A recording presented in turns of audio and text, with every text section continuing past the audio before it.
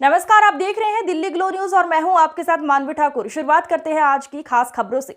लोकतंत्र के महापर्व चुनाव में हिस्सा लेने वाली देश की जनता को सर झुका के नमन करना चाहता हूं, उनको बधाई देना चाहता हूं कि आपने दुनिया के सबसे बड़े लोकतंत्र के महापर्व में हिस्सा लिया। आज चुनावों के परिणाम आ रहे हैं और लगभग तस्वीर साफ होती हुई दिख रही है। ये चुनाव कई प्रकार का संदेश दे रहे हैं।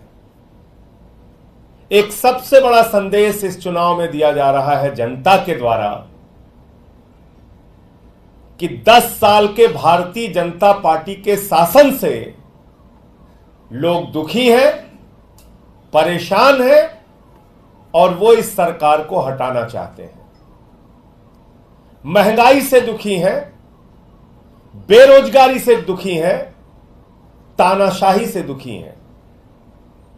जिस तरह से इस चुनाव में धनबल का इस्तेमाल किया गया, जिस तरह से इस चुनाव में ईडी तंत्र का इस्तेमाल किया गया, सीबीआई के तंत्र का इस्तेमाल किया गया, इनकम टैक्स के तंत्र का इस्तेमाल किया गया, पुलिस के तंत्र का इस्तेमाल किया गया, सारे विपक्ष को पकड़ पकड़ के जेल में डाला गया। हमारी पार्टी के मुखिया अरविंद केजरीवाल सहित हमारे शिक्षा मंत्री, हमारे स्वास्थ्य मंत्री मनीष सिसोदिया और सत्येंद्र जैन को जेल में डाला गया।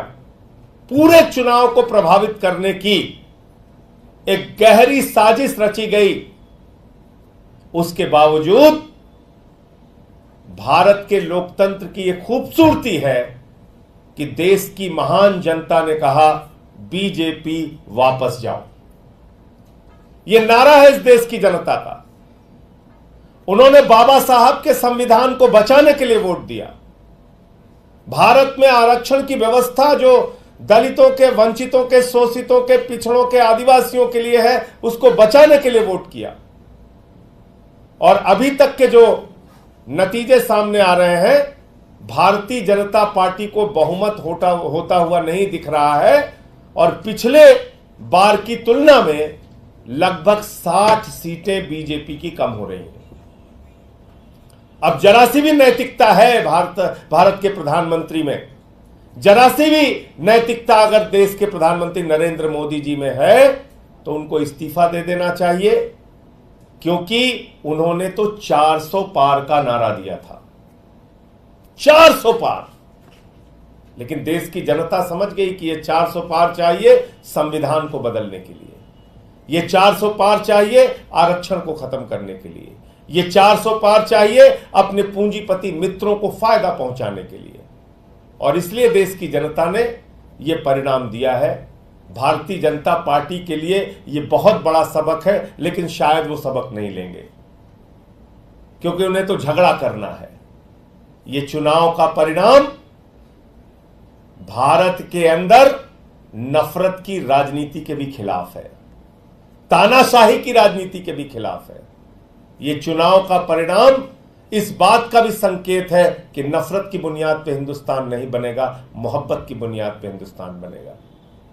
तो इसलिए मैं इस देश की महान जनता को बधाई देना चाहता हूं कि लोकतंत्र के इस महापर्व में आपने हिस्सा लिया और एग्जिट पोल के परिणाम को पूरी तरीके से आपने ध्वस्त किया और ये बताया कि हम लोकतंत्र के अंदर अपने मुद्दों के आधार पर वोट देंगे, पार्टियों का चयन करेंगे। किसी को भी इस अहंकार में नहीं रहना चाहिए कि वो बिल्कुल हमेशा के लिए इस देश पे तानाशाही की अपनी हुकूमत चलाएंगे। और वैसे भी प्रधानमंत्री जी ने जब से कहा कि उनका जन्म बायोलॉजिकल नहीं है, वो अवतार हैं, भगवान से भी बढ़कर अपने आप को मानने लगे। उनकी पार्टी गाना गा रही थी कि जो राम को लाए हैं हम उनको लाएंगे। इतना अहंकार हो गया कि भगवान श्री राम को लाने का दावा करने लगे। इतना अहंकार हो गया कि भगवान जगन्नाथ जी उनके भक्त हैं ऐसा दावा करने लगे। तो आज बजरंगबली का दिन है मंगलवार का दिन है और उनको एक संदेश, एक संकेत भगवान ने, प्रभु श्री राम ने, बजरंग बली जी ने, इस देश की जनता ने दिया है। उससे कितना सबक लेते हैं नहीं मालूम, लेकिन वास्तव में ये भारत के लोकतंत्र की महान जनता है जो ये बताने के लिए मैदान में आई कि आप इस देश में तानाशाही की हुकूमत नहीं चला सकते। मैं निवेदन करूंगा हमारे प्रदेश अध्यक्ष और कैबिनेट मंत्री गोपाल राय जी से कि वो अपनी बात रखें।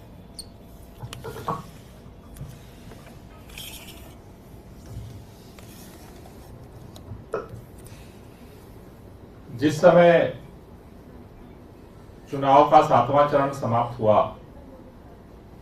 और एग्जिट पोल आए, 7 चरणों के चुनाव में देश की जनता लगातार ये संदेश दे रही थी कि वो भारतीय जनता पार्टी की तानाशाही को खत्म करने के लिए, महंगाई और बेरोजगारी को खत्म करने के लिए अपना जनादेश दे रही है। लेकिन जिस तरह से जनता के संदेश को जानते समझते हुए आखिरी समय में भी भारतीय जनता पार्टी ने, देश की केंद्र की सरकार ने, प्रधानमंत्री जी ने पूरे मीडिया चैनल्स को जिस तरह से मैनेज किया गया और फर्जी एग्जिट पोल घोषित करके लोगों के साइकोलॉजिकल माइंड पर जिस तरह से दबाव बनाने की कोशिश की गई, मुझे लगता है कि यह जनादेश उसके भी खिलाफ है। आम आदमी पार्टी ने शायद इस देश के अंदर जितनी पार्टियां हैं सबसे विपरीत परिस्थिति में हमने ये चुनाव लड़ा और हमें इस बात का भरोसा है, जिस तरह से दिख रहा है कि पंजाब के अंदर से हमारे सांसदों की संख्या बढ़ने जा रही है सदन के अंदर। दिल्ली के अंदर भी जिस तरह से भारतीय जनता पार्टी ने सोचा था कि अरविंद केजरीवाल को, मनीष सिसोदिया को, सत्येंद्र जैन को गिरफ्तार करने के बाद पार्टी खत्म हो जाएगी। सभी लोग पूछते थे चुनाव कैसे लड़ोगे, प्रचार कौन करेगा। लेकिन उन विपरीत परिस्थितियों में भी आम आदमी पार्टी के सभी कार्यकर्ताओं को मैं बधाई देना चाहता हूं। उन्होंने अपनी चट्टानी एकता के साथ मिलकर के दिल्ली में कड़ी टक्कर दी भारतीय जनता पार्टी को। और हमें जिस तरह का अभी दिख रहा है कि दिल्ली के अंदर जो मार्जिन था भारतीय जनता पार्टी का, काफी बड़े पैमाने पर कम होने जा रहा है। मैं देश के लोगों से एक ही बात कहना चाहता हूं, आपने भाजपा को हराया है, लेकिन भाजपा का अभी तानाशाही प्रवृत्ति, मनोवृत्ति अभी खत्म नहीं हुई है। इसलिए इस देश को बचाने के लिए, संविधान को बचाने के लिए, लोकतंत्र को बचाने के लिए हम सबको मिलकर के इस लड़ाई को आगे लड़ना पड़ेगा। मैं देश के उन तमाम पार्टी के लोगों से भी अपील करना चाहता हूं जो इस देश के संविधान में, इस देश के लोकतंत्र में भरोसा रखते हैं। अपने अंतरात्मा की आवाज को सुनिए और इस देश के अंदर देश की जनता का जो जनादेश है उसे स्वीकार करते हुए इस तानाशाही को हटाने के लिए, संविधान को बचाने के लिए, एक लोकतांत्रिक सरकार बनाने के लिए आगे बढ़िए। मुझे भरोसा है कि जनता ने जो जनादेश दिया है देश की सभी पार्टियां सुनेगी, क्योंकि भाजपा के पास बहुमत नहीं है। भाजपा के पास बहुमत नहीं है। भाजपा के इतर जितनी पार्टियां हैं उन सबके पास बहुमत है। आज देश के अंदर अगर एनडीए गठबंधन में देखें, 2 मुख्य पार्टियां हैं। एक पार्टी है आंध्र प्रदेश से टीडीपी, चंद्रबाबू नायडू। 2019 में चंद्रबाबू नायडू वो नेता हैं जिन्होंने मोदी जी के खिलाफ पूरे देश में घूम करके लोगों को इकट्ठा किया। दूसरे एनडीए के अंदर नीतीश कुमार जी हैं जिन्होंने इस बार घूम करके देश भर में नरेंद्र मोदी जी के खिलाफ अभियान चलाया। ये दोनों नेता हैं, देश के लोग उनसे उम्मीद कर रहे हैं कि सही समय पर सही फैसला लेंगे और इस तानाशाही को खत्म करने के लिए देश की जनता की जो आवाज है उसे सुनेंगे और देश में इस तानाशाही को खत्म करके एक लोकतांत्रिक सरकार बनाएंगे। लोगों के बेरोजगारी और महंगाई की समस्या का समाधान करेंगे। यह देश जो उम्मीद कर रहा है, पूरे देश की हमें उम्मीद है कि जल्दी उसकी आकांक्षा पूरी हो। हमारे पार्टी के राष्ट्रीय सचिव पंकज गुप्ता जी।